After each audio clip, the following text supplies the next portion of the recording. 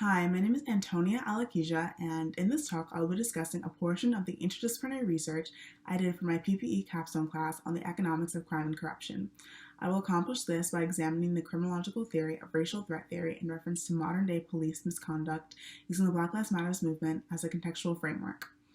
I'll begin with a brief overview of the history and larger significance of the BLM movement, then I will move to define and analyze racial threat theory in correspondence with the 2014 shooting of Michael Brown and the Black Lives Matter movement. This movement is an American-born, intersectional, and non-exclusive social activist movement with the central aim of fortifying local power and intervening in the marginalization, violence, and oppression inflicted upon Black communities by the state and vigilantes. The organizers of the BLM movement, Alicia Garza, Patrisse Cullors, and Opal Tomati, founded the movement in response to the acquittal of George Zimmerman, neighborhood watch coordinator in Florida, who shot an unarmed Black teenager named Trayvon Martin. Within the United States, Black Lives Matter has become a highly controversial movement that has only become more divisive during the Trump administration. Prominent conservative figures have responded to the movement by creating alternative hashtags such as hashtag Blue Lives Matters in defense of the police and hashtag All Lives Matter to criticize the message of the Black Lives Matter movement. Next, I will discuss and analyze one of the most prominent police misconduct cases in the 21st century, and it was heavily protested by the Black Lives Matter movement, the 2014 shooting of Michael Brown. I'll begin with a brief recount of the shooting of Michael Brown and the BLM's involvement.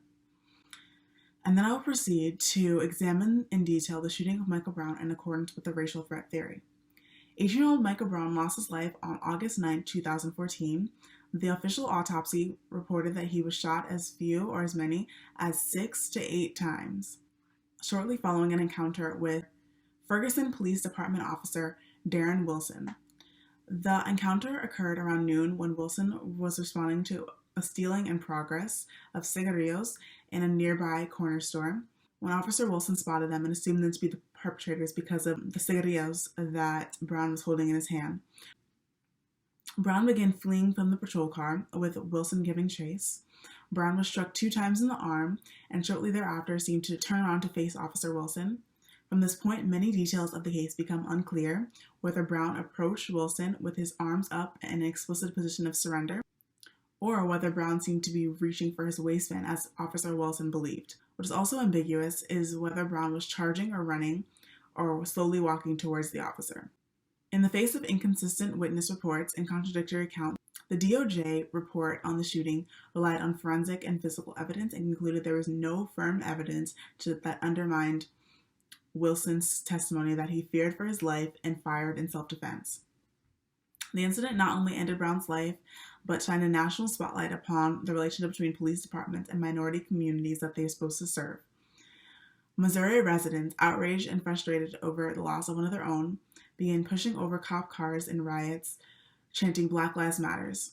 At the end of the riots, Ferguson, Missouri, was damaged and smoldering in the flames, and the American public was confronted with visceral images of a militarized police force and community outrage. The Black Lives Matter movement insists that confrontational encounters between white police officers and unarmed males is influenced by implicit biases and pernicious stereotypes combining to label Black people as criminals or threats.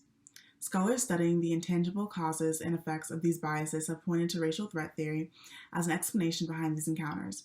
Racial threat theory argues that racial differences at least partially affect criminal justice outcomes due to threat perceptions of minorities by whites. These perceptions of threat lead scholars to argue that criminal justice and policing outcomes are effective vehicles of maintaining social control held by the majority group. Racial threat theory has previously been studied, focusing on minority population size, threat perceptions of Black criminality, and prejudice or implicit biases. As it relates to this case, we will examine aspects of racial threat theory that deal with prejudice against African Americans created by implicit biases and point to its effects in escalating conflict as shown in Ferguson and other empirical studies. The Department of Justice published reports 7 months after the Michael Brown shooting, presenting the findings of their investigation on the shooting incident itself, as well as larger issues within the Ferguson Police Department. It found that the department was influenced more by revenue than by public safety needs. contributing to a pattern of unconstitutional policing. Furthermore, its policing and court practices were found to be racially discriminatory. The DOJ report establishes that Ferguson's own data established clear racial disparities that adversely impact African Americans. The evidence shows that discriminatory intent is part of the reason for those disparities, and it is this intentional targeting of African Americans, who only comprise 67% of Ferguson's population, that creates large injustice that sees them responsible for 85% of vehicle stops, 90% of citations, and 93% of arrests. The DOJ report on Ferguson Police Department's policing practices point to racial biases as a driving factor behind these disproportionate crime statistics. In fact, the report collected several incidents of direct racial prejudice, including email correspondence involving Ferguson Police Department supervisors, commanders, and mocking speech, and familial stereotypes of African Americans. In summary, the DOJ report highlights 3 ways the Ferguson Police Department and the larger criminal justice system disproportionately preyed upon disadvantaged African Americans: unconstitutional stops, searches, unwarranted use of force, and unfair court practices. Thus, the DOJ report confirms what racial threat theory believed to be true about Ferguson. The criminal justice system has had a long history of actively discriminating against African Americans on the sole basis of their race. So what are the systemic implications of understanding racial threat theory as it relates to police misconduct? To bridge the self-created divide, it remains clear that whether it is by addressing issues of police militarization, acknowledging racial bias, or increasing accountability and training, the FPD desperately needs reform.